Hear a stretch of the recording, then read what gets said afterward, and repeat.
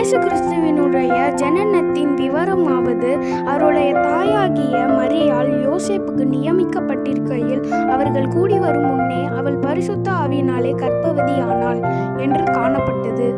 அவள் புருஷனாகிய யோசேப்பு நீதிமானாயிருந்து அவளை அவமானப்படுத்த மனதில்லாமல் இரகசியமாய் அவளை தள்ளிவிட யோசனையாயிருந்தான். அவன் இப்படி சிந்தித்து கொண்டிருக்கையில் கர்த்தருடைய தூதன் சொப்பனத்தில் அவனுக்கு காணப்பட்டு, தாவீதின் குமாரனாகிய யோசேப்பே, உன் மனைவி ஆகிய மரியாளை சேர்த்து கொள்ள ஐயப்படாதே. அவளிடத்தில் உற்பத்தியாயிருக்கிறது பரிசுத்த ஆவியினால் உண்டானது. அவள் ஒரு குமாரனை பெறுவாள். அவருக்கு இயேசு என்று பெயரிட